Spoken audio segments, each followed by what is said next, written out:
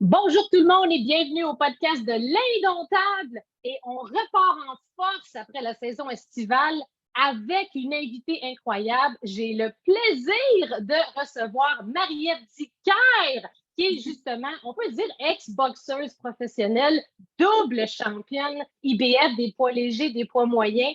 Quel plaisir de te recevoir au podcast de l'Indomptable parce que tu es une indomptable dans l'âme, Marie-Ève. Comment ça va?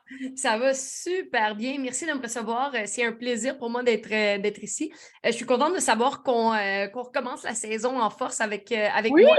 J'espère que les gens sont prêts parce que moi, j'ai eu un été dans lequel j'ai pu recharger les batteries. J'ai vraiment retrouvé mon énergie. Donc, j'espère que les gens sont prêts parce que d'après moi, ça va brasser aujourd'hui.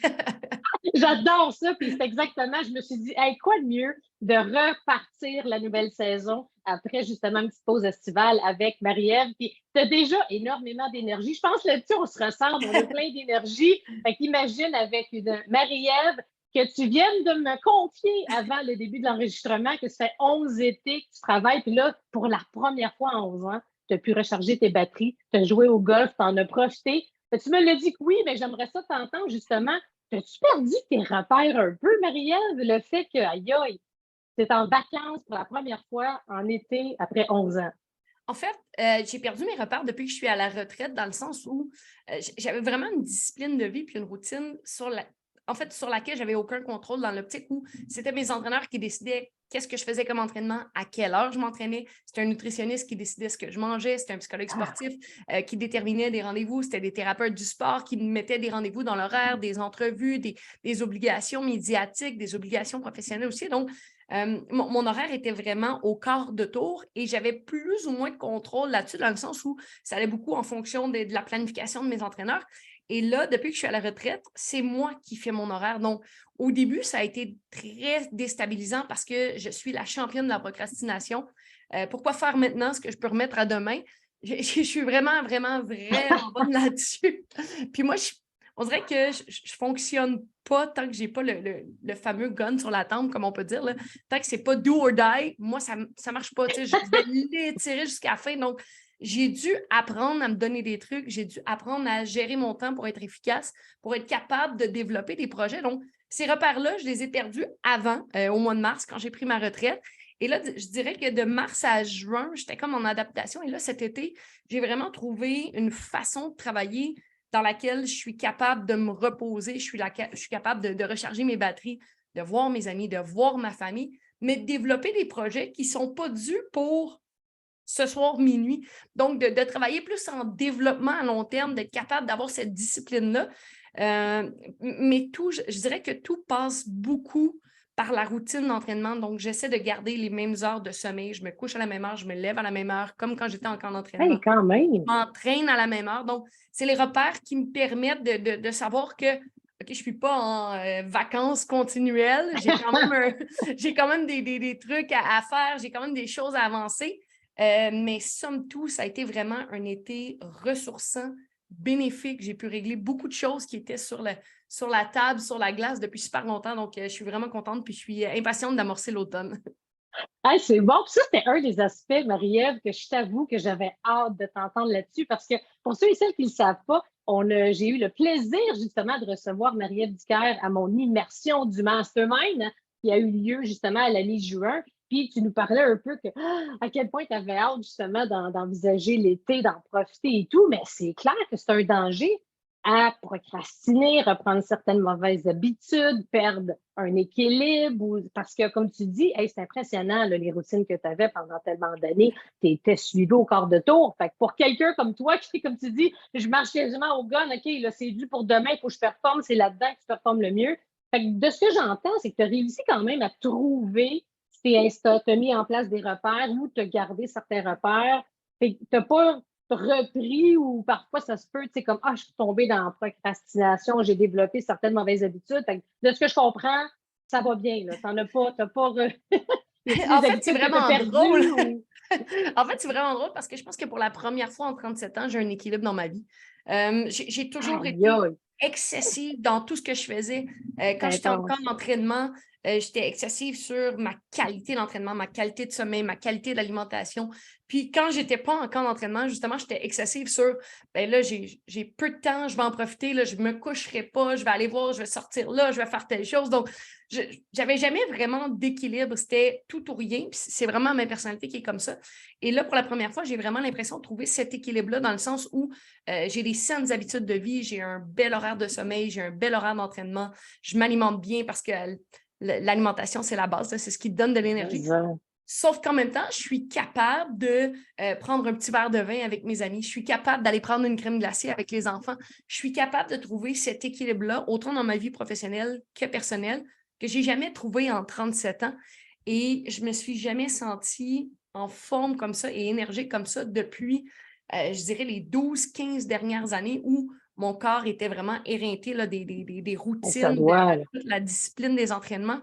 Et là, je me sens énergique, je suis capable d'être concentrée, je suis capable de m'asseoir derrière mon écran d'ordinateur puis de travailler, de laisser aller ma créativité. Alors qu'avant, des fois, j'étais tellement fatiguée. Puis comme je dis, moi, je suis une fille de pression, donc je le faisais quelques heures avant la limite où c'était dû. mais maintenant, je suis capable de mieux le planifier, de mieux l'intégrer, puis d'avoir cette espèce d'équilibre-là dans ma vie. Là. Hey, c'est tout un défi, puis c'est impressionnant de t'entendre puis de voir. Parce qu'on vient, sûrement, tu as entendu des cas d'athlètes, justement, qu'une fois à la retraite, on perd ses repères. Il y a même des fois un peu une genre de post-dépression. On ne sait plus justement où miser, on redéveloppe des mauvaises habitudes. Mais toi, c'est extraordinaire, c'est que tu as réussi quand même, avec tes repères, à instaurer une routine. C'est puissant quand tu te dis, aïe, aïe, je pense que c'est la première fois de ma vie que j'ai un équilibre qui est sain, puis tu es capable, bravo, tu es capable de profiter de la vie. Tu ne vas pas non plus, tu sais, j'ai envie de prendre une crème glacée avec des amis, en famille, ben je peux le faire. Puis, un des aspects, j'aimerais ça qu'on revienne aussi un petit peu sur ton parcours, puis on va parler évidemment qu'est-ce qui s'en vient pour toi, parce que ça, on est toujours curieux, tu sais, justement, une figure publique, quelqu'un qui a une notoriété comme toi, qui a eu un parcours justement professionnel qui est hyper inspirant. Comme tu sais, c'est pas pour rien que je t'ai choisi pour venir faire une conférence avec mon groupe. Le thème de ta conférence, ton parcours qui m'a beaucoup inspiré. Je tripe arts martiaux, étant ceinture noire en kickboxing moi-même, j'ai tripé. Mais mettons que j'ai une petite idée de ce que ça peut avoir l'air, tu sais, justement, le parcours que tu as fait, mais pourquoi aussi je t'avais invité, c'est ta force mentale, le mindset, puis si je me fie, puis je t'en parlais justement avant qu'on commence le podcast, encore aujourd'hui, après 2 mois, 3 mois, mes entrepreneurs me parlent encore de l'impact que tu as eu auprès des entrepreneurs par rapport à des leçons, par rapport à des réflexions, des citations, des mantras que tu as partagés dans la conférence qui s'intitule Vaincre dans l'incertitude. Ce titre-là, puis ce que tu partages, a vraiment fait en sorte que hey, j'ai envie de donner des trucs, des astuces. Puis la majorité des gens qui nous écoutent ou qui vont nous regarder à travers YouTube, bien, c'est sûr que c'est majoritairement des entrepreneurs. Fait que ta force mentale, je suis convaincue que par ton partage, tu vas pouvoir donner des trucs, des astuces. Puis il y a un passage qui, je t'en avais parlé quand tu as fait justement ta conférence, parce que maintenant, nouvellement, tu commences à faire de plus en plus des conférences auprès des entreprises. Tu sais, le moment, j'aimerais ça que tu nous partages un petit peu comment tu as réussi à aller de l'avant dans un de tes combats que c'était sûr que tu allais perdre. Tu étais dans le coin, puis là, ton entraîneur, qui est aussi ton conjoint, t'a fait un pep talk. Puis dans la force, quand on parle de mindset, de force mentale, comment tu as fait pour te minder à non, non, même si je sais contre toute attente, tout le monde pense que je vais le perdre, ce combat-là. Puis même toi, tu disais c'était fini. Tu te rappelles ce moment-là, qu'est-ce qui s'est passé? Comment tu as fait? C'est phénoménal. Moi, ça me fascine, ça, Marie-Ève. J'aimerais ça que tu puisses nous partager un peu, justement, comment tu as vécu ça. Puis qu'est-ce que tu t'es dit? Je suis sûre que les gens qui nous écoutent, qui nous regardent, ils vont triper autant que j'ai trippé quand tu l'as partagé. Ben, en fait, je vais juste faire une petite correction. Mon préparateur physique, c'est pas mon entraîneur de boxe.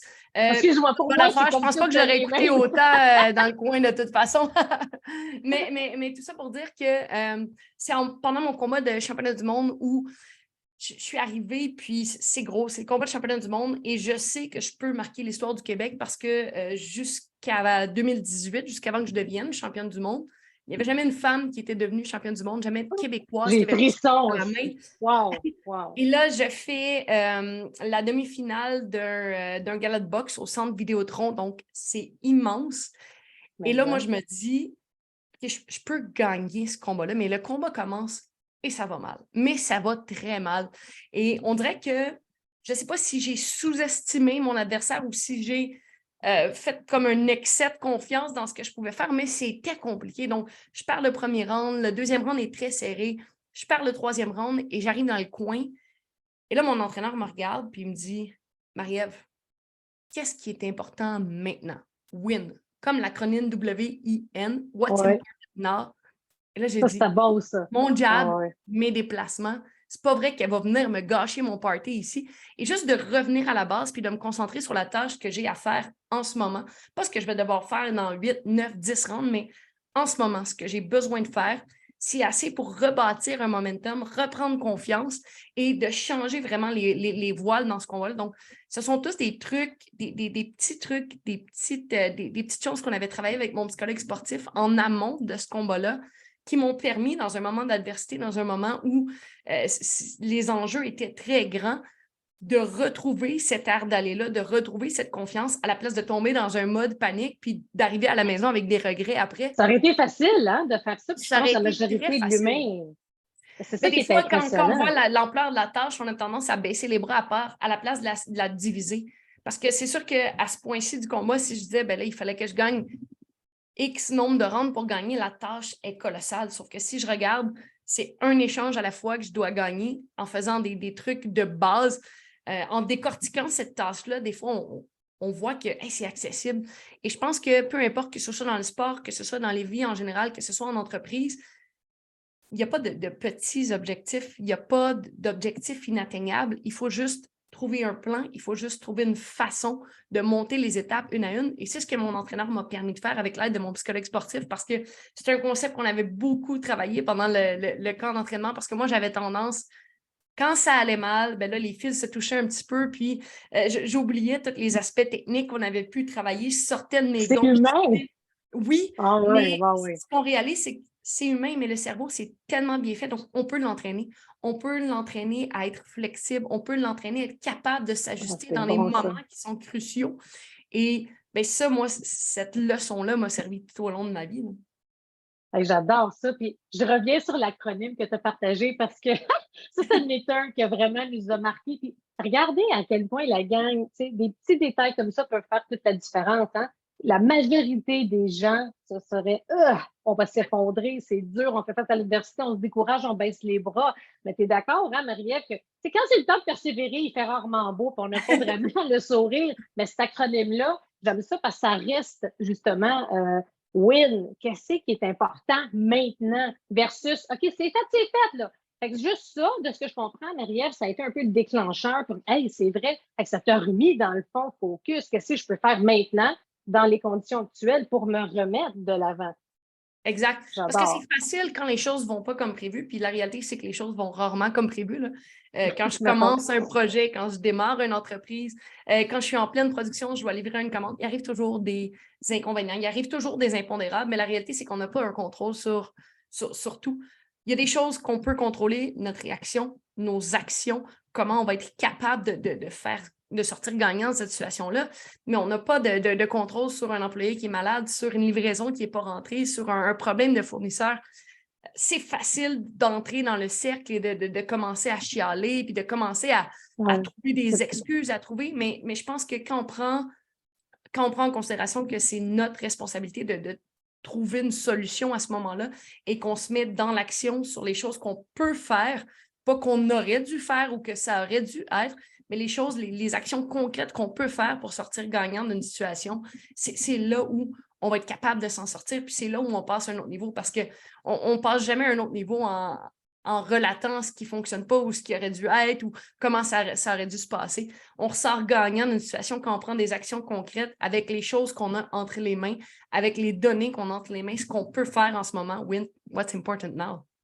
Ouais, ça là, il est bon. Puis justement, pour tous les entrepreneurs qui nous écoutent en ce moment, retenez ça, à quel point que quand on développe un acronyme par rapport à une technique, par rapport à un outil, c'est extrêmement efficace parce que la preuve, 2, 3 mois après, ben 2 mois, ça c'est juin, 2 mois après, on en parle encore justement dans mon groupe. OK, j'ai fait face à l'adversité, soit que, oh my God, c'est rien comparativement à justement tous les beaux partages remplis de valeur que tu nous as partagés lors de ta conférence, ou bien des acronymes comme ça. Puis J'aimerais ça qu'on revienne aussi, on en avait parlé un petit peu par rapport à la situation des femmes dans le sport professionnel. Hein. À quel point on pense que, puis je t'avoue d'emblée que je pensais moi aussi que on est rendu égal. Là. Il y a de l'égalité dans le sport au niveau rémunération, au niveau de toute l'équipe, puis on n'est pas là encore. Là. J'aimerais Ben, ça en que tu fait, nous partages un peu. il y a beaucoup d'améliorations, il y a beaucoup de chemins qui ont été faits. Puis, si je regarde comment on encadre les athlètes féminins maintenant, il y a de l'égalité dans le sens où les athlètes féminins sont autant encadrés. Il y a autant d'investissements de la part des entraîneurs. Maintenant, dans les associations, de plus en plus, on va répartir les C'est budgets de façon bon. équitable.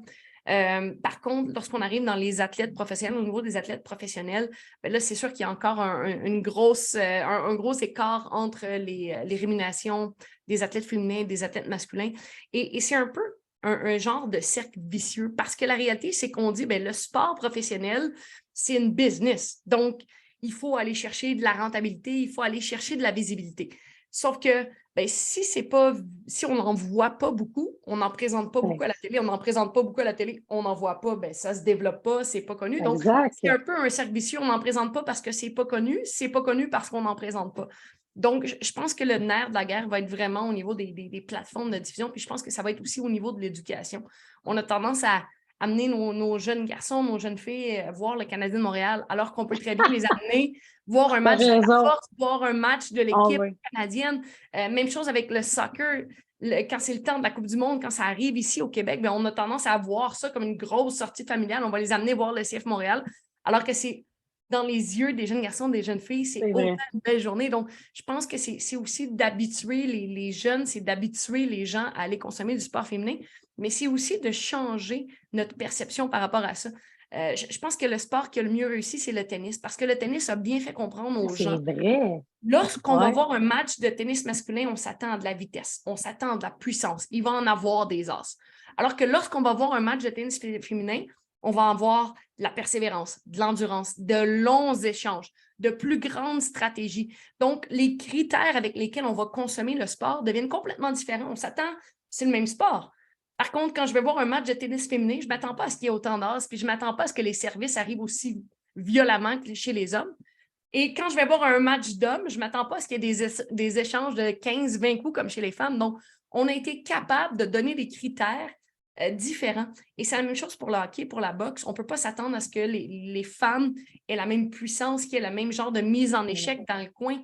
Par contre, on peut s'attendre à une chimie d'équipe. Donc, c'est d'être capable de donner aux gens un regard différent, des critères différents et de cesser de comparer les athlètes féminins aux Les athlètes gars et les masculins. filles. Ah, De c'est bon, quoi? ça. Je ne le voyais pas comme ça, Marie-Ève. J'aime ça, justement, ce que tu amènes, parce que où est-ce qu'on peut diriger, justement, l'attention des gens vers, parce qu'on a comme tendance, je suis une fan de hockey, j'adore ça vraiment. Hockey puis les arts martiaux, c'est vraiment ce que je regarde le plus, mais on dirait qu'on compare les gars contre les filles, ça n'a pas de sens. C'est comme comparer des pommes et des oranges. Mais comme tu dis, je pense qu'il y a un effort au niveau publicité, diffusion, notoriété. Je veux dire, regardez ce que vous allez regarder. Regardez, je veux dire, regardez ce que vous allez constater en regardant des femmes, ça va être différent versus des hommes. C'est vraiment intéressant, ça. Mais je pense que ça va Ah, aussi passer par les ouais. analystes, les gens qui sont à la description et analyse des différents sports, les gens dans les médias. C'est un peu la mission que je me suis donnée. C'est ce que je fais avec la boxe. Maintenant, je suis analyste RDS pour les combats de boxe. Et ma mission avec ça, c'est justement de permettre aux gens de découvrir les subtilités de la boxe, autant lorsque c'est chez les hommes que chez les femmes, parce qu'il y a tellement de tabous, il y a tellement de préjugés. Souvent, on pense que la boxe, ben, c'est le plus en forme des deux ou c'est le plus tough des deux qui va gagner. Alors qu'il y a tout un côté stratégique, il y a tout un côté plan de match, il y a une gestion de combat, il y a un travail qui est fait par les entraîneurs. Et c'est un peu la mission que je me suis donnée de permettre aux gens de bien comprendre ce sport complexe-là et d'arrêter de le diminuer à ben, c'est deux personnes qui se tapent dessus, puis le plus en forme des deux va gagner. Donc, je Tellement pense pas que ça. ben, c'est tellement pas ça parce que tu connais Mais, un peu les rouages, alors que ouais, de façon générale, c'est pas ce que les gens connaissent. c'est Donc, vrai. Hein? je pense que ça va passer beaucoup, puis autant pour le sport féminin que pour la boxe, que des sports qui sont un peu méconnus du public, ça va passer beaucoup par les gens qui sont dans les médias, les analystes, les descripteurs, de permettre aux gens qui sont néophytes de comprendre les subtilités, de savoir quoi regarder pour apprécier le sport et d'éduquer les gens en quelque sorte. Il y a une grande partie d'éducation, c'est un bon point. Puis c'est vrai que les gens, ah, comment ça, tu fais ça? C'est juste se taper dessus. Non, c'est technique, c'est stratégique, si je veux dire. Tu sais, les gens ne le voient pas. Fait que ça tombe bien, c'est bon, ça, que tu vois, justement, ça fait partie aussi de ton après-carrière en communication. Fait que justement, de pouvoir avoir un rôle avec RDS comme analyste. Je veux dire, y a-tu quelqu'un de mieux placé que toi pour justement amener une perspective différente? J'adore ça. Et je me souviens aussi, comme quand tu nous as partagé, puis un aspect que j'aimerais ça qu'on puisse discuter. Est-ce que tu penses que, maintenant, si on fait le parallèle entre le côté justement c'est le côté un peu plus mindset athlète vers compétition, là, vraiment quelqu'un qui fait ça de métier comme tu as fait, si on compare avec la business, est-ce que tu penses que pour un entrepreneur, quelqu'un en affaires, un dirigeant, peu importe, un cadre, est-ce qu'il faut absolument avoir des habitudes vraiment ancrées dans toutes les sphères de notre vie pour espérer vraiment réussir à la hauteur de ses aspirations en affaires? Mais moi, j'ai toujours dit, je pense qu'il n'y a pas meilleure formation, il n'y a pas meilleure école de la vie que le sport. Puis on dirait que toutes les qualités, toutes les choses qui font de moi la femme que je suis dans ma vie viennent de mon éducation dans le sport, viennent des valeurs que j'ai apprises dans le karaté, viennent des valeurs que j'ai apprises dans la boxe, que j'ai apprises dans la boxe. Puis je pense que ce soit en affaires, que ce soit dans le sport, ça te prend une éthique de travail, ça te prend de la persévérance, ça te prend une équipe autour de toi, ça te prend des connaissances, de la curiosité. J'ai l'impression que pour être un athlète de haut niveau et pour être un entrepreneur qui réussit, ce sont les mêmes qualités qui doivent Oh, être développées.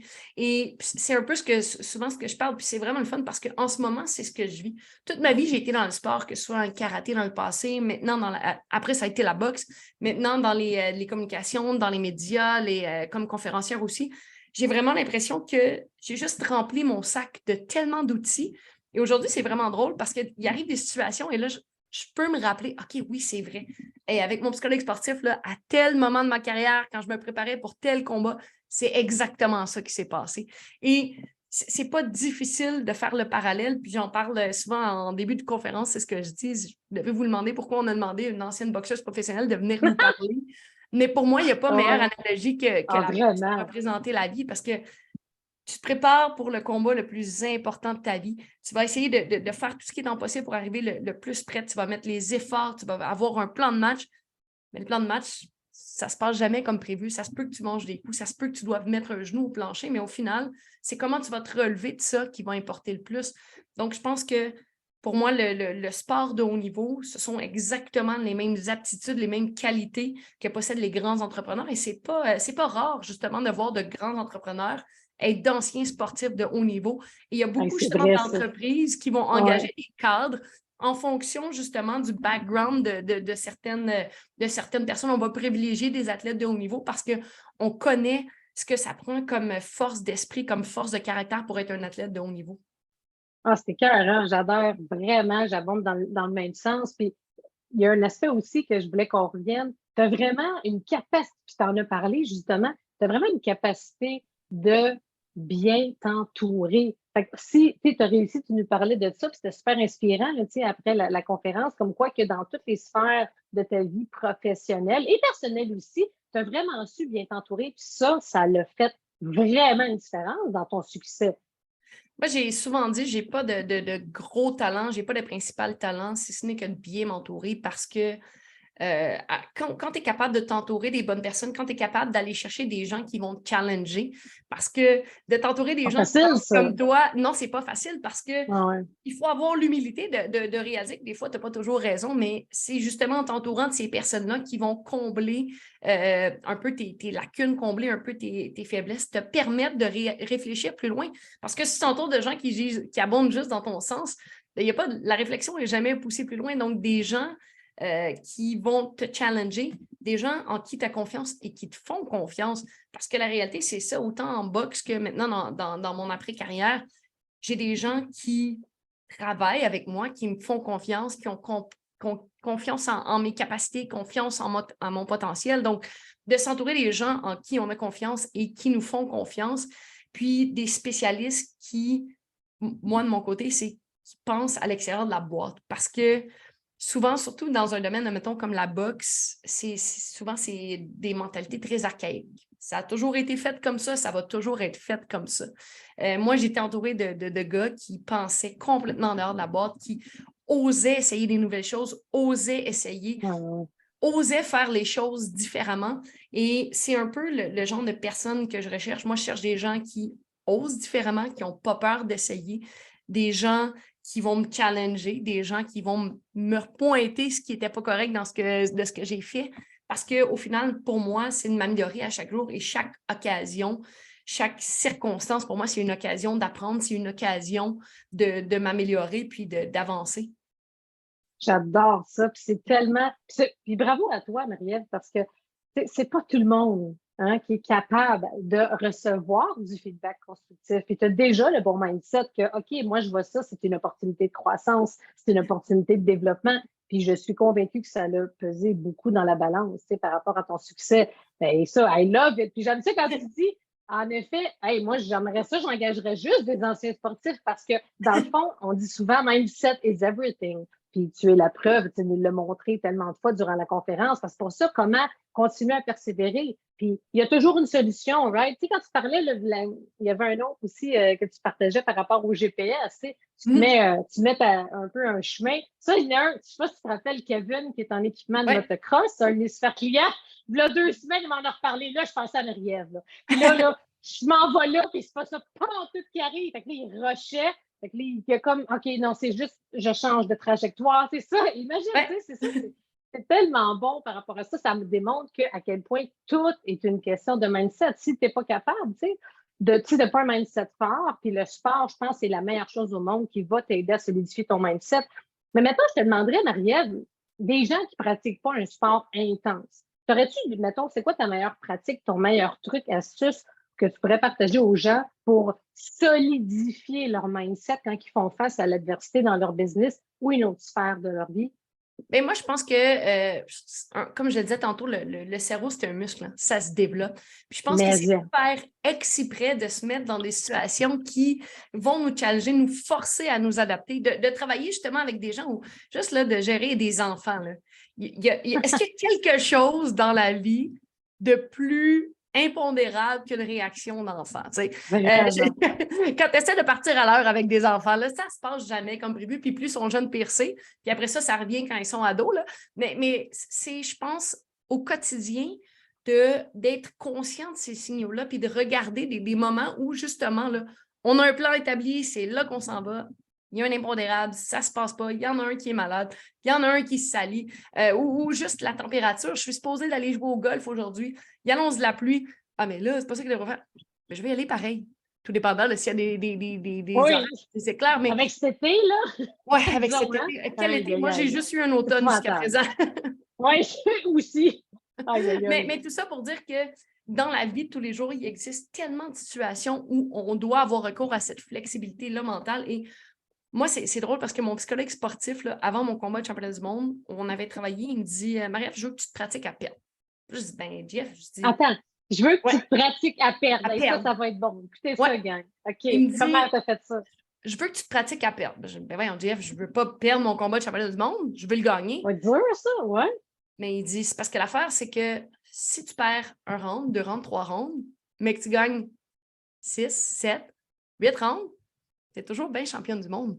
Sauf que si tu perds un round et que tu perds ton mindset, tu perds ton esprit, ta concentration, parce que tu es dérangé d'avoir perdu, parce que tu es dérangé que ça n'ait pas été comme tu voulais, parce que tu es dérangé de les choses ne vont pas comme prévu.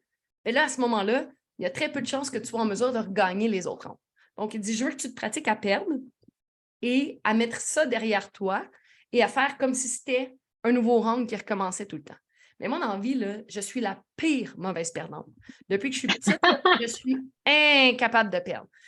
J'en ai fait des crises, et ça bouille en dedans. Encore à ce jour, ça bouille en dedans. Et je me rappellerai toujours, mon chum me faisait exprès. Des fois, j'étais en train de faire quelque chose, puis là, il arrivait à côté de moi, puis là, il me poussait, puis il était comme « Ah, t'as perdu! » Non, Marie-Ève, c'est pas grave, tu te relèves, tu continues. Et c'était drôle parce qu'il me forçait à jouer à plein de jeux de hasard, tu sais, des choses sur lesquelles tu n'as aucun contrôle. Mais moi j'ai ça perdre. Mais là, c'était des petites séquences. Donc, OK, parfait, je recommence. Puis là, à un moment donné, au fil du temps, d'avoir ce regard extérieur-là de OK, j'ai perdu ce round-là, ben, je vais recommencer. OK, j'ai perdu ce jeu-là, ben, je vais recommencer.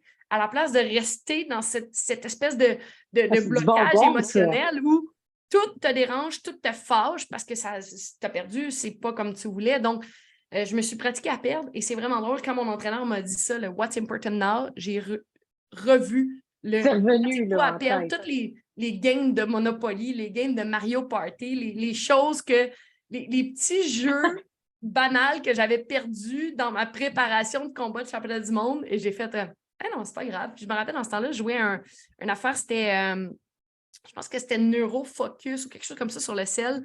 Puis c'était vraiment des affaires de réaction.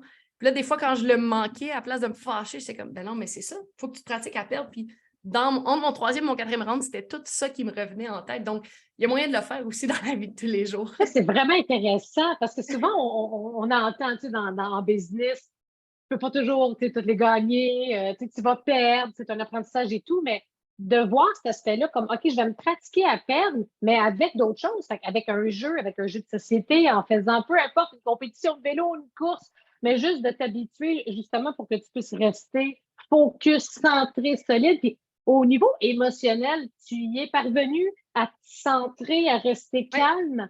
Ah, Mais c'est écœurant. vraiment avec la pratique. Puis c'est pas nécessairement de dire d'apprendre à perdre plus que de ne pas laisser une situation ou de ne pas laisser un résultat Prendre le dessus sur toi. prendre le Ouais. dessus sur toi. Parce que Ah. la réalité, c'est que moi, en boxe, ma plus grande force, c'était mon intelligence dans le ring, ma lecture de la situation. À quel point je suis cartésienne, puis je suis capable stratégiquement d'avoir le dessus. Puis quand je me fâchais, je devenais tellement émotive, donc j'allais à la guerre parce que j'étais fâchée. C'est Et pareil. là, c'était ma meilleure qualité que je mettais de côté, puis je m'abaissais à mes adversaires. Alors, d'être Ah, c'est capable de vrai. garder mon calme, d'être capable de mettre mes émotions de côté et d'y aller, de me concentrer sur la tâche que j'ai à accomplir et non comment je me sens, que je suis fâchée, que je veux. Non, non, non. D'être juste capable de prendre les bonnes actions et de réfléchir objectivement à ce que je vais devoir poser comme action et non de réfléchir émotionnellement parce qu'une situation m'a dérangé, un résultat m'a dérangé, parce que ça m'a affecté. Tu l'as-tu pratiqué? Je suis curieuse. Mettons au niveau de la pratique, tu l'as-tu pratiqué vraiment pas mal, de t'habituer à perdre, de contrôler, de rester calme, focus? Mes entraîneurs ont redoublé de créativité, machiavélisme. Je cherche des termes, ils sont très faibles, les termes que j'ai, mais ils étaient vraiment très méchants avec moi. Mais bref, ils ont vraiment tout fait pour me déstabiliser dans mes camps d'entraînement, tout fait pour justement travailler cette capacité d'adaptation-là parce que c'est vraiment une des choses avec laquelle j'avais beaucoup de difficultés. Quand les choses ne se passaient pas comme je voulais, quand l'horaire était déplacé, quand les adversaires arrivaient, les partenaires d'entraînement arrivaient en retard, quand aussitôt qu'il y avait un impondérable, aussitôt qu'il y avait un changement, j'avais de la difficulté à justement mettre ça Ah, de côté et de me concentrer. Donc, mes entraîneurs ont tout fait pour me déstabiliser, de me faire prendre dans le trafic, de m'amener dans des rues ah. de Philadelphie, de Hey, m'amener ça, là, boxer dans des ghettos. peux-tu le partager, Marie-Ève? C'est écœurant, cet Mais exemple-là. ça, C'est vrai, Philadelphie, là, ça je va à pense que ça a peine. été mon test ultime où là, mes entraîneurs m'ont fait comme OK, je pense que là, Ah ouais. elle est guérie, puis on Prête. peut passer à autre chose. Quand je suis devenue championne du monde, j'ai fait 3 défenses de titre consécutives et j'ai pris mon aspirante numéro 1, mon aspirante numéro 2, mon aspirante numéro 1, puis j'avais vraiment un gros momentum. Par contre, quand j'arrivais dans les camps d'entraînement, qu'on avait des partenaires d'entraînement, il y avait beaucoup de respect. Et c'est une bonne chose, mais il y avait beaucoup de respect. Donc, j'arrivais dans un gymnase, puis on me disait, ben, Marie, veux-tu un Gatorade? Voudrais-tu de la glace? Et les filles avec qui je m'entraînais même les gars, avaient vraiment cette espèce de oh, je m'entraîne avec Marie-Ève parce que le momentum était vraiment de mon côté. Donc, mes entraîneurs ont décidé de casser ça et de me rappeler que la boxe, c'était pas toujours si facile. Puis que mon adversaire en avant de moi dans mon prochain combat n'allait pas nécessairement me respecter comme ça et que ça n'allait pas toujours se passer de cette Mm. façon-là et qu'on n'allait pas toujours dérouler le tapis rouge. Donc, mon entraîneur a cédulé un camp d'entraînement dans un ghetto de Philadelphie. En avant de notre appartement, c'était un thrift shop et en dessous, c'était une quincaillerie. Puis l'annonce de la quincaillerie, c'était We fix window, we kill bed bugs. Donc, Ah, ouais, c'est ça. C'était vraiment un super beau quartier. ça Puis, déstabilise, c'est clair. ben, j'étais comme, mais voyons, moi, je dormais toute Ah, habillée avec j'aurais mon capoté, capuchon comme j'avoue, ça. là. Je suis un petit peu princesse des fois. Quand je suis arrivée dans le gym, l'entraîneur et la partenaire d'entraînement qu'on avait n'avaient aucun respect pour moi. Je venais de me blesser au genou, puis le tapis, là, c'était vraiment un tapis de fortune dans le ring. C'était super glissant. Donc, j'y allais vraiment très défensive, puis je ne provoquais pas d'action. Tu sais, je boxais pas avec mes tripes, disons. Puis, je me rappelle, son entraîneur me criait après, What are you? Are you a real champion? You want a sip of whiskey? Ah! Et là, les gens me criaient Tout pour après. Donc, provoquer, là. je Oh passais my de God. Marie-Ève, veux-tu un Gatorade à Marie-Ève, genre, on me crie après. Et c'était vraiment, tu sais, de passer par-dessus ça. Et j'ai été une semaine et demie là-bas, de passer par-dessus ça. Ça a été une façon de me ramener à l'essence même de la boxe. Cette espèce de, tu sais qu'il va falloir que tu donnes tout au fond de toi, que tu vas être prête à t'adapter, que ça va être difficile, que tu n'auras pas le contrôle nécessairement sur ce qui va se passer autour de toi, mais il faut que tu trouves une façon d'en sortir gagnant. Il faut que tu trouves une façon de tourner ça à ton avantage. Ça a été vraiment une grosse leçon. Puis une fois que j'ai passé à travers de ça, mes entraîneurs ont fait comment on peut passer à autre chose. Combien de temps t'as passé là? C'était quoi, une journée, deux, trois Non, jours? c'était une semaine et demie. J'étais là une semaine et demie. Ah, c'était une semaine et demie. Ouais, je Ah! me rappellerai toujours, Wow! on était là une semaine et demie, puis je boxais au centre Vidéotron, donc toute la promotion se faisait à Québec en amont de ce combat-là. Donc, on partait de Philadelphie, puis on s'en venait à Québec faire de la promo. Puis, on avait une entente avec le Château Bonne Entente pour toutes les galas de boxe. Donc, quand je suis arrivée au Château Bonne Entente, qui est mon hôtel de prédilection à Québec, je salue les gens du Bonne Entente, je me rappelle, je suis arrivée et le valet m'a dit « Madame Ducard, désirez-vous que je porte votre sac? » Oui! Et là, j'étais couchée dans le Oh lit my format God! géant avec les draps doux du Bon Entente. Et mon Dieu, Ah, j'étais beaucoup plus à ma place qu'à Philadelphie dans le ghetto. ah, Mais ça vraiment. reste, mais ça Ça, reste des expériences qui ont marqué ma ah, carrière, ça marche. m'ont forgé. Puis c'est le genre d'expérience qui me rappelle encore à ce jour que il n'y a rien de garanti, puis je ne peux rien prendre pour acquis. Et c'est ce que je vis un peu en quelque sorte avec cette nouvelle carrière-là dans les médias. Donc, il y a des places où on me déroule le tapis rouge et il y a des places où je dois serrer les dents et foncer par en avant parce que ce ne sera pas facile. Je dois faire mon chemin, je dois faire ma place. Donc, quand c'est difficile, je repense à Philadelphie, puis tout d'un coup, ça devient bien plus facile. Écoute, mais ça, puis je me souviens aussi, quand tu parlais de mouvement, d'être toujours en mouvement, d'être dans l'action. Souvent, je partage avec les entrepreneurs que guys, c'est dans l'action que ça se clarifie, que tout se clarifie. Puis, tu sais, à un moment donné, tu attendais un petit peu les appels, tu attendais, là, OK, là, je suis en retraite, là, j'attends. Puis là, à un moment donné, tu as eu un déclic. Hey, attends une minute, là, tu t'es mis en mouvement, tu t'es mis en action, tu as fait plein d'appels, puis là, paf, il y a plein d'affaires qui se sont déroulées. Tu sais, c'est une de tes forces, un de tes traits. J'imagine, je trouve ça génial. Puis, peut-être que si tu as quelque chose à ajouter ou tu peux en jaser un peu de ça, parce que pour les entrepreneurs, combien de fois j'en entends qui vont dire, ben là j'attends, ben là, j'aimerais ça qu'on m'invite à tel podcast. Ben, invite telle personne, tu sais, peut-être qu'elle va t'inviter. Ben là, j'attends aussi. Arrête d'attendre, go! Et ça, je pense, la drive, Ouais. tu l'as, le go, là. Ben, en fait, c'est vraiment drôle parce que je disais tout à l'heure qu'il y a beaucoup de choses que j'ai apprises durant ma carrière de boxe que j'applique Ouais. encore aujourd'hui. Puis c'est drôle parce qu'il y a beaucoup de choses que je pensais acquises que je réalise que ouais, je dois me le rappeler une fois de temps en temps. Puis ça avait parti avec la pandémie parce que mon combat avec la pandémie a été repoussé 11 fois. J'ai été 16 mois en camp d'entraînement et je me rappelle que j'étais à la maison et j'attendais mon combat. J'attendais que le combat arrive et là, les blessures, l'anxiété. Puis là, à un moment donné, tu fais hey, mais attends, là, je ne vais jamais boxer. Comment je vais payer ma maison? Comment je vais continuer? Là, tu es blessé. Tu te demandes comment tu vas boxer. Et à un moment donné, ce que j'ai réalisé, c'est que moi, je suis bien quand je suis dans l'action. Moi, je suis bien quand je fais avancer les choses. Puis même si ça s'en va de nulle part, juste de dire que j'ai posé un geste et que je ne suis pas restée à la maison les bras croisés à attendre que ça me tombe dessus. Donc, c'est comme ça que j'avais appelé le 91.9 Sport pour commencer à faire des chroniques radio. Je me disais, ben, la boxe en ce moment, c'est sur pause. L'endroit où je veux travailler, c'est dans les médias. Où je veux pousser un petit peu plus, c'est dans les médias. Donc, qu'est-ce que je peux faire en ce moment pour avancer en quelque part? Et j'avais pris le téléphone, j'avais appelé 91.9, là, était arrivé des chroniques radio, ensuite de ça, des chroniques à la poche bleue. Et là, de fil en aiguille, tout s'est bâti. Mais ce que j'ai réalisé dans tout ça, c'est que moi, je suis bien dans l'action. Je dois assurément poser des gestes concrets qui me permettent de sentir que j'avance. Et sais, il y a des gens qui doivent réfléchir longtemps, faire le plan, attendre le moment parfait.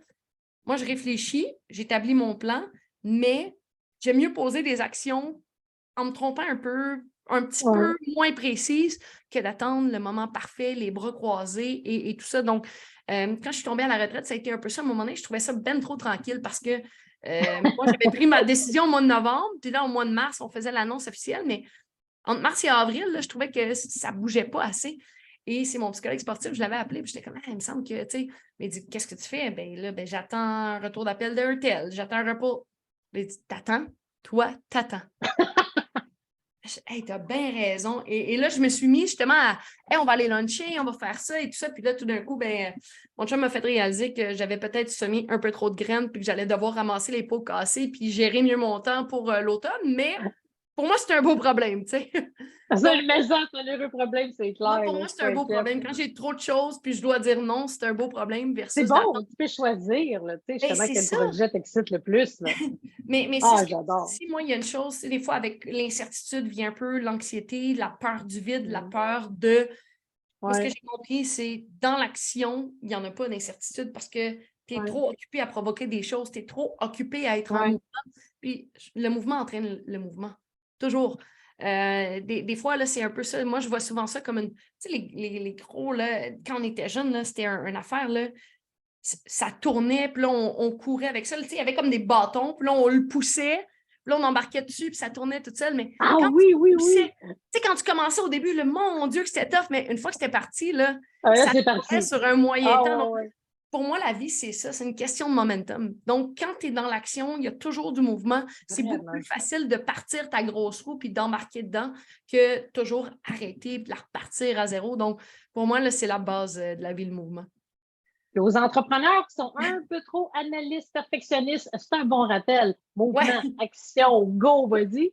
Puis je Moi, suis curieuse de les savoir, choses là, qu'on vas-y. a travaillées, là, tu me paralyses, Oui. analyse, c'était ça avec mon psychologue sportif, c'était paralysis by analysis. Parce que quand je boxais, j'attendais la contre-attaque parfaite. J'attendais le moment parfait. Puis là, Ah, des c'est fois, je terminais le intéressant, ça. combat, puis j'étais comme, ouais, mais pourquoi tu n'as pas fait ça?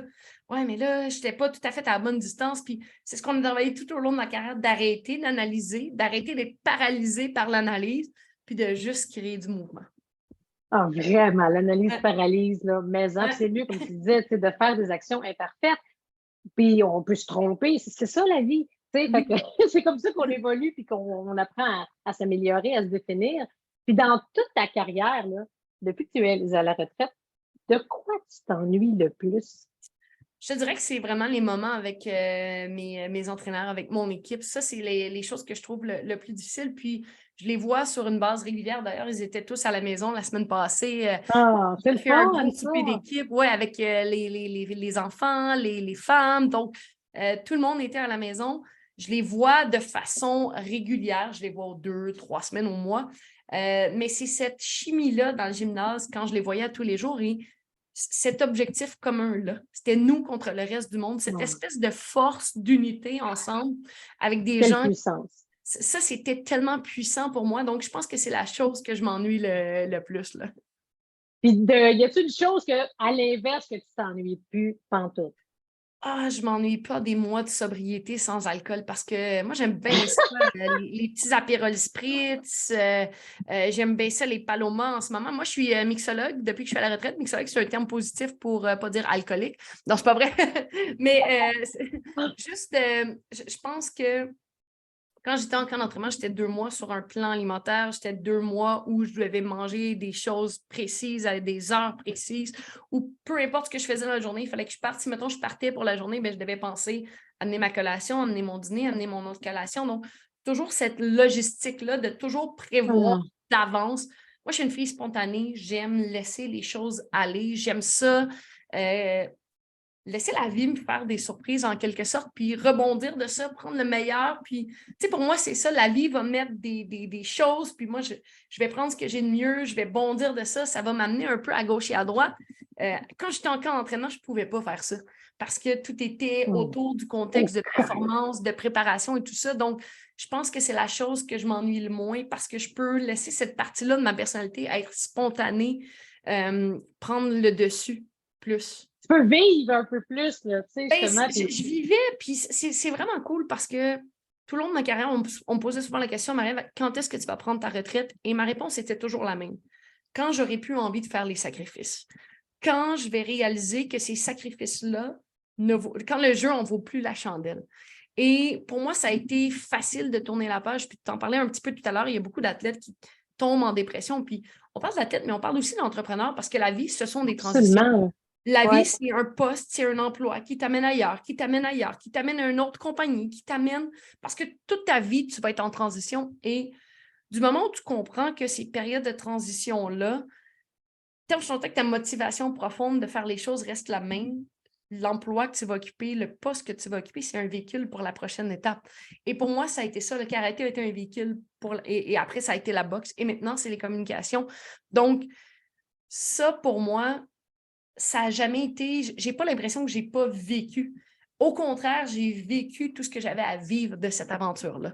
J'ai vécu tout ce que je pouvais vivre, j'ai tiré tout ce que je pouvais tirer, autant en termes d'expérience que de bonheur, que de réussite, que de leçons de vie. J'ai tiré tout ce que j'avais à tirer de la boxe. Et pour moi, ben maintenant, de faire ces sacrifices-là, de mettre de côté ma famille, de mettre de côté ma carrière dans les communications, de mettre de côté mes amis, je trouvais que j'avais plus assez de choses qui me rattachaient à ça. Il n'y avait pas assez de choses à gagner. Donc, pour moi, ben, ça a été évident, ça a été clair que c'était le temps d'abandonner ce véhicule-là et de passer à autre chose parce que ma mission reste la même. Ma mission est toujours d'inspirer les gens à rêver grand et de donner aux gens le goût d'oser. Juste de donner cette petite tape dans le dos et de faire comme « Hey, vas-y! » Moi, Tu c'est ce que donnes je la fais. force. Je te dirais, là, mettons, si je reviens à ça, Ouais. là, tu donnes la force, c'est ça que j'ai entendu le plus, comme la force d'aller de l'avant. C'est comme le coup de pied au derrière qu'on a besoin Ouais. des fois d'aller de l'avant, right? C'est un peu Et moi, il y ça, a là. tellement de gens qui m'ont tendu la main et qui m'ont aidé à avancer dans la vie et je me suis toujours dit, je vais aider les gens à avancer. Puis des fois, ça va être juste par une action dans le sens où quand je boxais, c'était ça. C'était par mes réussites dans le ring, c'était par ma façon de me relever dans des moments difficiles. Et après ça, ben, c'est en partageant un peu mon histoire, en partageant un peu mes trucs. Donc, moi, ce que je veux, c'est juste d'aider les gens à avancer dans la vie et de donner cette petite tape dans le là. Il y en a qui se sentent interpellés, il y en a d'autres qui ne se sentent pas interpellés, puis c'est vraiment correct. Mais moi, ce que je me dis, c'est que dans la vie, il y a tellement de gens qui m'ont aidé, il y a tellement de gens qui m'ont inspiré, puis c'est un peu une façon pour moi de leur redonner à toutes ces personnes-là qui m'ont fait confiance puis qui m'ont aidé dans la vie. Et puis, je peux te dire quelque chose, et pour tous ceux et celles qui nous écoutent ou qui nous regardent, dans mon groupe, là, il y en a qui te connaissaient, qui tripaient. Il y en a qui ne te connaissaient pas. Et je te confirme qu'après, ils sont tous venus me voir comme aïe aïe. C'est des gens là, complètement à l'opposé des arts martiaux. Yoga, spiritualité, alimentation, le détox, ces choses-là qui sont moins arts martiaux. Ils ont tous trippé. C'est pour voir. Je suis contente. J'ai gagné mon pari dans le sens que je suis convaincue parce que ta force du mindset, l'état mental, les leçons que tu vas partager, les outils, les techniques, ton histoire inspirante, ça les a inspirés au bout. Là. Puis je parlais encore une fois avec une qui est en yoga, Nathalie, ah mon Dieu, je repensais à, mettons, ce que Marie-Ève Dicker a dit sur XYZ, c'est des personnes qui ne connaissaient pas parce qu'ils n'étaient pas fans de ça. Fait que des fois, c'est que je pense, même ces gens-là, là, tout dépendant comment faire la diffusion par rapport à ta conférence, c'est pour ça, comme tu disais, c'est vrai que les gens sont unaware, ils ne sont pas trop au courant de à quel point c'est challengeant, les arts martiaux, la boxe,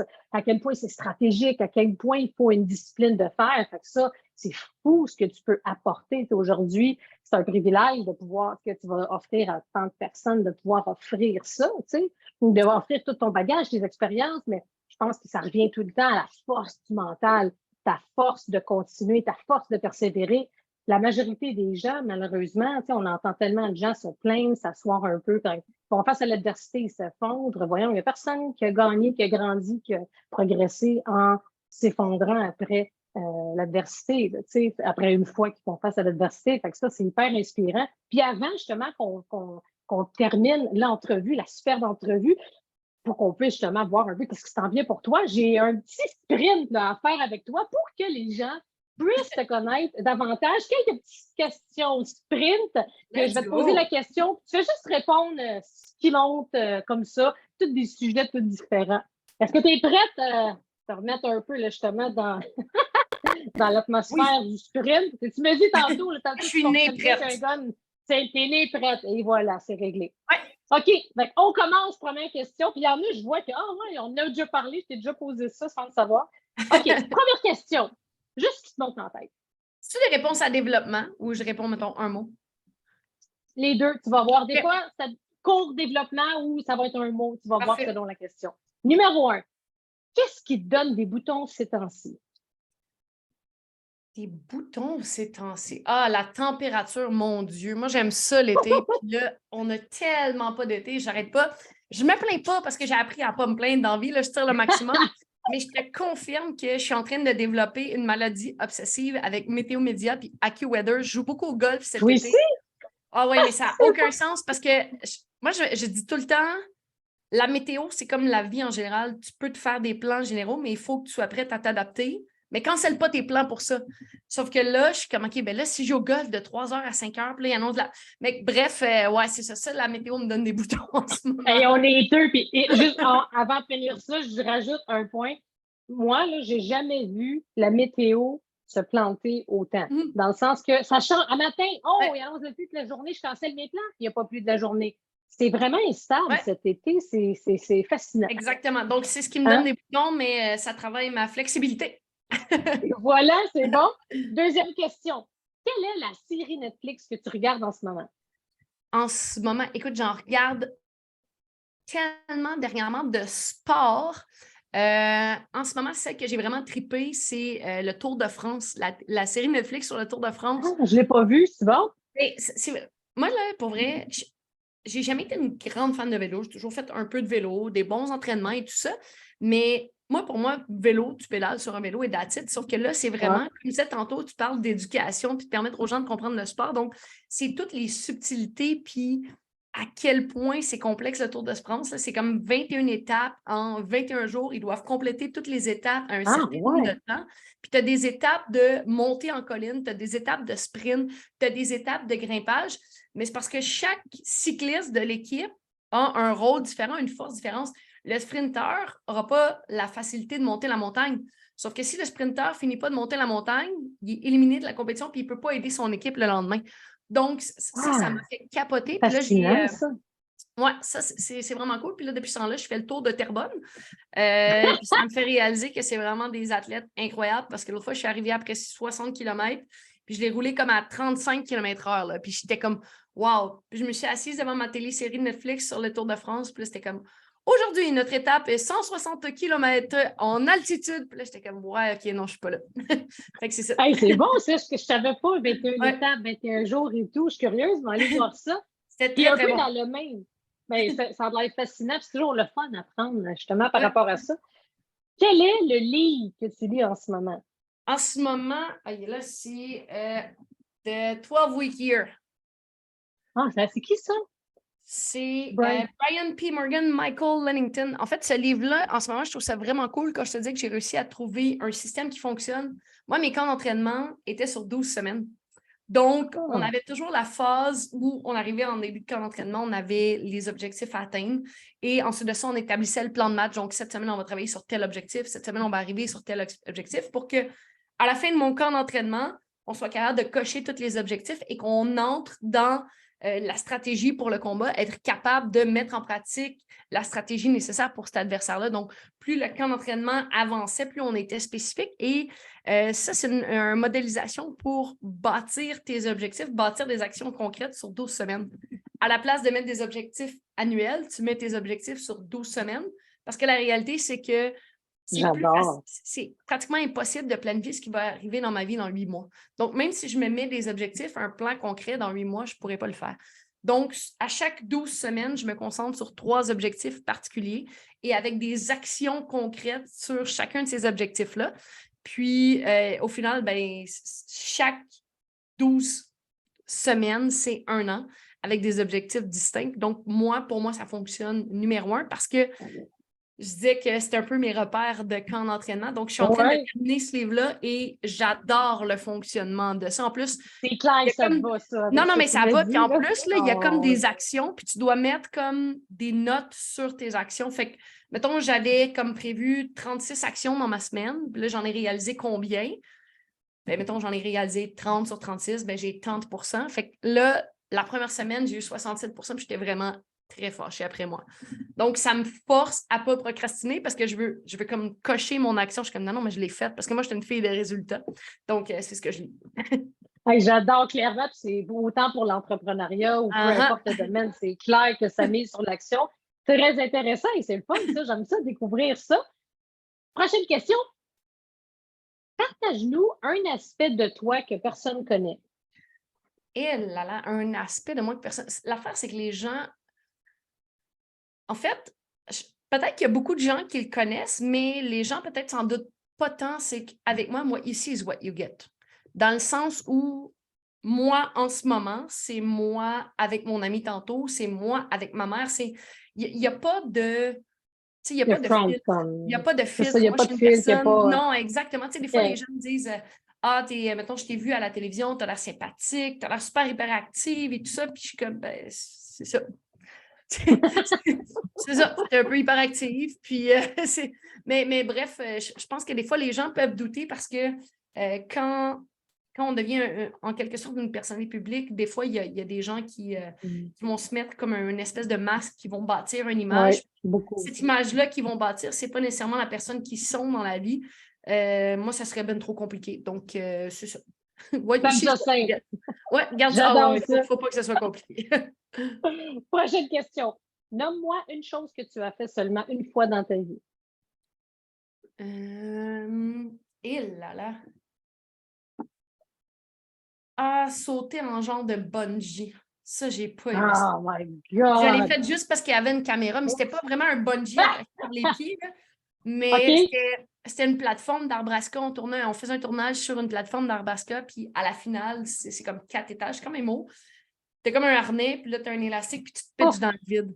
Ouais, ça, je l'ai fait une fois dans ma vie, puis je l'ai vraiment fait parce que la caméra était là, puis je voulais pas faire une check-in. C'est comme un défi, sinon tu Ouais, l'aurais non, pas c'est fait. ça, c'était un TEPA game, mais c'est vraiment la seule chose que j'ai faite une fois dans ma vie. Ah, j'aurais de la misère. Ça, je t'avoue, Ouais, là. non, j'ai pas trouvé. Ouais. Prochaine question. Quel est ton mets favori? Et la crème glacée, si tu un mets. Ah ouais. OK, La crème ben, glacée, c'est je te ton dirais. plaisir coupable? Ouais, la crème glacée, c'est un plaisir coupable, mais sinon, un mets, mettons, repas, des sushis, là, ça, c'est difficile à battre. Là. Ah, ça, c'est Ouais. bon, ça. I Après love chaque it. combat, c'était sushi champagne. C'est Ouais. bon. I love it. Prochaine question. Quel est ton humain favori par les temps qui courent? Mon humain favori. Ah, mais j'en ai tellement.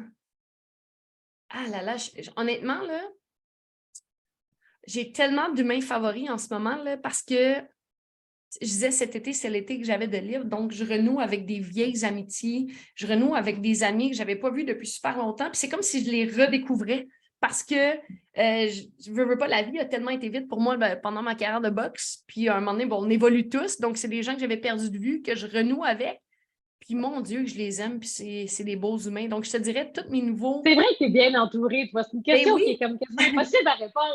mais c'est parce que je vais dire tous mes vieux nouveaux amis. C'est tous mes vieux amis dans le temps que je redécouvre dernièrement. C'est mes humains préférés dernièrement. Ouais. Magnifique. Puis, dernière question. Avec qui aimerais-tu aller prendre un verre dans un 5 à 7? Mes amis. Mes amis sont tellement cool. Pour vrai, là, je n'échangerais pas pour rien au monde. Puis, moi, il y a tellement de personnes inspirantes dans la vie. Puis, je vais lire avec eux. Je vais lire je vais écouter des reportages, des biographies. Mais pour moi, le temps est tellement précieux. Donc, j'aime le donner à mes amis, à mes proches, à ma famille. Parce que on dirait que c'est eux qui m'aident à grandir aussi. Tu sais. Une belle façon de redonner aussi. Ils t'ont sûrement supporté tout au long de ta carrière. C'est un beau retour du Honnêtement, ballon. là, mais mon copain, ma mère, mes tantes, mes cousines, mes neveux, mes nièces, mes amis, mon Dieu, qui ont été patients parce que des fêtes manquées, des soupers Ah manqués, ouais. mes amis, quand j'étais en camp d'entraînement, là, elles venaient souper à la maison, puis elles mangeaient mon repas de plan alimentaire, puis elles buvaient du gin sans alcool avec moi. Oh Ouais. my God, wow. Vendredi Ça, soir de filles, c'est les de filles arrivaient à la l'engagement, ça. maison. Ouais. Les filles arrivaient à la maison avec du gin sans alcool, puis ils mangeaient de la viande avec du poulet avec des légumes avec moi, puis c'était ça nos soirées de filles. Donc, puis même les enfants à la maison, mon copain à la maison, les soupers, c'était mon plan alimentaire. Donc, c'est vraiment Mais des ça, gens. c'est Moi, j'ai fait impressionnant, des ça. sacrifices, mais Wow! eux, ouais, non, eux, ils en ont fait beaucoup. Donc, aujourd'hui, je suis tellement contente de pouvoir profiter des petits plaisirs coupables de la vie avec eux, là. J'adore. Ça me fait Ouais. penser, je sais pas si tu as vu Limitless avec un documentaire sur Disney qui a été fait par National Geographic. C'est un Non? reportage avec Chris Hemsworth. Puis c'est un peu comme 6 reportages pour comment prolonger la vie, comment prolonger l'espérance de vie. Puis dans un des reportages, il faut qu'il fasse un jeûne de 3, 4 jours. Ses amis ont fait le jeûne quasiment complet avec lui pour le supporter. Ça me Wow. fait penser à ça. Ouais. Et c'est du commitment, ça, c'est de l'amitié pure, c'est Ah ouais, clair. honnêtement, Oh si my j'avais une amie qui God! faisait un jeûne, je ne suis pas certaine que je le ferais parce que j'ai jeûné plus qu'à mon tour avec la boxe, là. Ah, ça Mais doit, hein? Oh, les c'est veilles top, de ça, pesée, c'est... là. Mais j'avais une amie, là, ma meilleure amie, quand je faisais mes coupes de poids avec la déshydratation et tout ça, là, moi, OK, j'avais mon Sonoso, de l'albolène, ma tuque, mon manteau et tout ça, mais elle faisait les entraînements à côté de moi.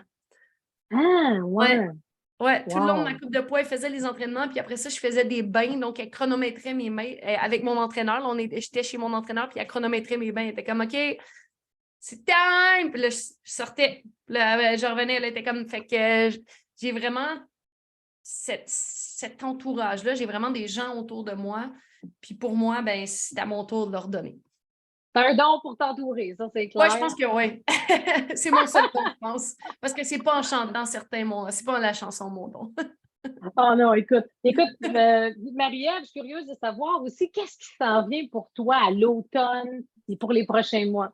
Beaucoup de projets télé, radio, conférences. Je ne peux pas donner beaucoup d'informations parce que, comme vous avez pu voir, les choses de la rentrée ne sont pas sorties dans les médias Oui, encore. exact. Ah, j'ai hâte Donc, de voir ça. moi, pour vrai, là, je suis tellement poche pour garder des secrets, sauf qu'avec les combats de boxe puis avec les contrats comme ça, j'ai pas le choix. Mais pour vrai, je suis la Je pire pour comprends. garder les secrets. Moi, ça remue tout en T'as dedans hâte de de moi, là. parler, là, t'es excité, là, c'est le fun, Ouais, puis c'est comme c'est exact. ta nouvelle carrière. Fait que des projets télé, des projets radio, j'imagine aussi les conférences, les Ouais. présences, etc. As-tu des nouvelles conférences? Est-ce Oui, que qui j'ai des vont nouvelles. émerger? J'imagine que oui, hein? Exact, exact. Là, j'ai beaucoup de contrats de conférences qui s'en viennent parce que moi, maintenant, en ce moment, je présente 2 conférences. La réussite, un combat de plusieurs rounds, où d'ailleurs, je fais le parallèle entre un combat de boxe et la réussite d'un projet. Et l'autre conférence que j'ai présentée à ton sommet, qui est Oui. Vaincre dans l'incertitude. Donc, ce sont les 2 conférences. Je suis en train de travailler un petit peu sur réussir ces transitions parce que c'est vraiment quelque chose, je pense, qui est important dans la vie, mais celle-là Ouais. est encore en modelage. Je suis vraiment. Je suis vraiment avec la réussite, un combat de plusieurs rounds, puis vaincre dans l'incertitude en ce Ah, moment. ça, pour moi, c'est sûr, c'est les sujets comme wow. Puis pour ceux et celles qui nous écoutent, je vous recommande fois 1000 vraiment la conférence de Marie-Ève parce que c'est tant en affaires, autant affaires, business et le sport. Je veux dire, le parallèle, comme on mentionnait tantôt, c'est tellement important. Puis la force du mindset que tu as, c'est indécent, là. C'est incroyable. Mais c'est Mais je me suis inspirant au plantée bout, là. aussi dans ma vie. Ouais. Mais Parce tu que en là, as on parlé, parle. tu sais, comme comment tu t'es relevé tout le temps. C'est ça Ben, qui c'est est ça. inspirant. Parce Ah qu'on ouais. parle souvent, là, comme je t'écoute parler, puis on dirait que je suis tellement parfaite, là, la tête ne me passera plus dans la porte quand je vais sortir, mais je me suis plantée, j'en ai fait des erreurs, puis je continue d'en faire. Et ça, je pense que c'est important de le partager parce que souvent, on regarde des personnalités publiques, on regarde des gens qui ont réussi, puis on voit la pointe de l'iceberg, on voit ce qu'ils ont réussi, mais on ne voit pas ce qu'ils ont manqué. Ouais. On ne voit pas ce qui les a amenés à réussir, puis on se plante toutes. On fait tous des erreurs. On va en faire toute notre vie. Mais du moment où on est capable d'apprendre de ça, je pense que c'est là où on en sort grandi. Vraiment, puis tu le partages très bien aussi, tu sais, justement, dans ta conférence, de voir ça ne s'est pas fait en claquant des doigts, tu as fait face à l'adversité, tu as frappé des murs, ça a été vraiment challengeant, mais c'est transformateur parce que ce qui inspire les gens, c'est de voir le behind the scene, l'arrière-scène, comment tu as réussi. Tu sais, et puis les gens, ce qu'ils m'ont dit beaucoup, c'est qu'ils ont comparé, puis positivement, OK, j'ai eu tel enjeu dans ma business ce matin, et là, j'écoute l'histoire de Marie-Ève, ça a comme fait ça leur a apporté un deuxième regard par rapport justement à leurs défis au quotidien. Ça leur a donné comme une sorte de force que, hey, je me retrousse les manches, puis j'y vais. sais, fait que ça, j'ai trouvé ça vraiment, vraiment intéressant. Hey, merci, Marie-Ève, pour cette entrevue inspirante. Merci tout le monde d'avoir été à l'écoute, que ce soit par audio ou vidéo. Fait que je vous invite à être justement encore une fois présent la semaine prochaine. Puis, Marie-Ève, le mot de la fin, qu'est-ce que tu aimerais dire justement à nos auditeurs qui nous écoutent ou qui nous regardent en ce moment? Hey, moi, je leur souhaite un bel été parce que là, c'est là que ça va arriver. Moi, je souhaite juste envie de dire aux gens, ne laissez personne vous décourager d'essayer. Parce que ça, il y a toujours quelqu'un qui va être là pour te décourager d'essayer, pour te dire que ce n'est pas le chemin que tu dois parcourir, parce que ce n'est pas le cadre que la société veut de toi. Donc, moi, ce que j'ai envie de dire, c'est ne laissez jamais personne vous décourager d'essayer. C'est tout. C'est excellent, c'est l'essentiel. Pour ceux et celles qui désirent découvrir Marie-Ève Dicker, je vous invite à découvrir son site web www.marievedicker.com. Vous allez avoir le lien dans le descriptif de l'épisode. Et aussi, Marie-Ève est assez facile à trouver aussi sur les réseaux sociaux. Je suis sûre que vous avez l'initiative. Je vous invite à aller découvrir son parcours inspirant. Marie-Ève, encore une fois, merci beaucoup de ta générosité et de cet entretien hyper inspirant. Merci.